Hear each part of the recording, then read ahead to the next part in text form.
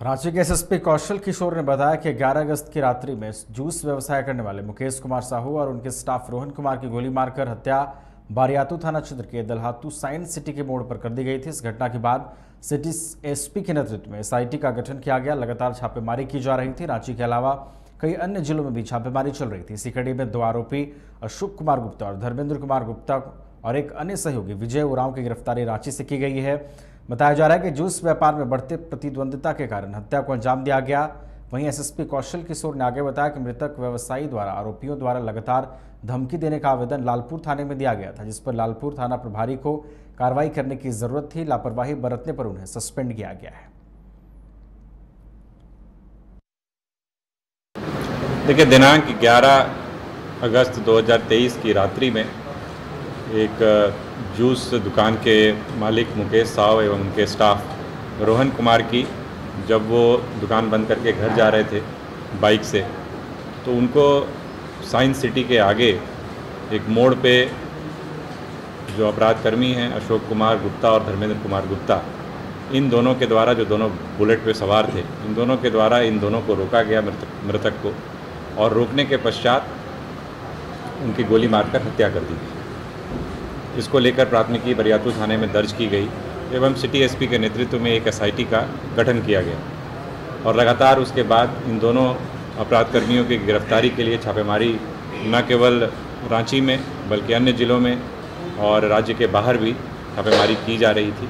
इसी में कल हम लोगों को एक इनपुट मिली, जिसके आधार पर अशोक कुमार गुप्ता और धर्मेंद्र कुमार गुप्ता, इन दोनों अपराधकर्मियों को जो गोली मारने की घटना में शामिल थे, इन दोनों की गिरफ्तारी की गई है। साथ ही साथ इन दोनों के सहयोगी विजय उरांव की भी गिरफ्तारी की गई है, जो पूरे के पूरे एक तरीके से कह सकते हैं कि षड्यंत्र में शामिल था और हथियार उपलब्ध कराने से लेकर के रेकी करना, इन सारे कार्यों में, इसके अलावा जो गाड़ी प्रयुक्त हुई थी घटना में, जो हथियार प्रयुक्त हुआ था, उसको छिपाने में भी इसका अहम रोल था, इसकी भी गिरफ्तारी की गई है। साथ ही साथ इसने उसको शेल्टर भी दिया था, कहीं ना कहीं हार्बर भी किया था। तो इसलिए एक तरीके से पूरी की पूरी क्रिमिनल कॉन्स्पिरेसी में यह भी एक तरीके से शामिल है। तो इस मामले में जो दोनों हथियार प्रयुक्त हुए थे, उन दोनों हथियार को जब्त किया गया है।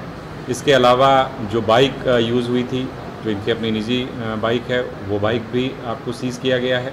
जो कपड़े इन लोगों के द्वारा यूज़ किए गए थे, जो पहने गए थे, जो कि सीसीटीवी फुटेजेस वगैरह में भी जो आया है हम लोगों के सामने, तो वो कपड़े भी इसमें सीज़ किया गया है।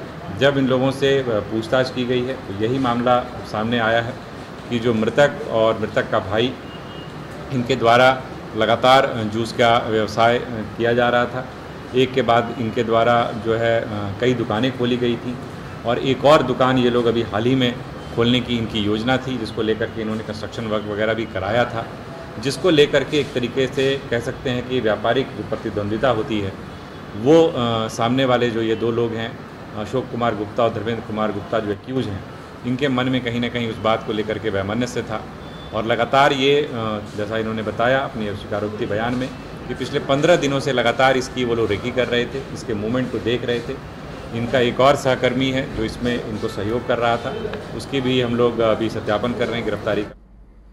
राजधानी रांची में एक बार फिर बाइक सवार अपराधियों ने लूटपाट की घटना को अंजाम दिया है और इस घटना के बाद से एक बार फिर से दिख रहा है कि किस कदर राजधानी में अपराधी बेखौफ नजर आ रहे हैं। कोतवाली थाना क्षेत्र के लाइन टैंक तालाब चड्री के पास बाइक सवार अपराधियों ने दिन दहाड़े एक व्यक्ति से 2 लाख रुपए की लूट कर ली। घटना के बाद पुलिस घटनास्थल पर पहुंच मामले की जांच में जुट गई है और अपराधियों की धरपकड़ के लिए सीसीटीवी फुटेज भी खंगाले जा रहे हैं।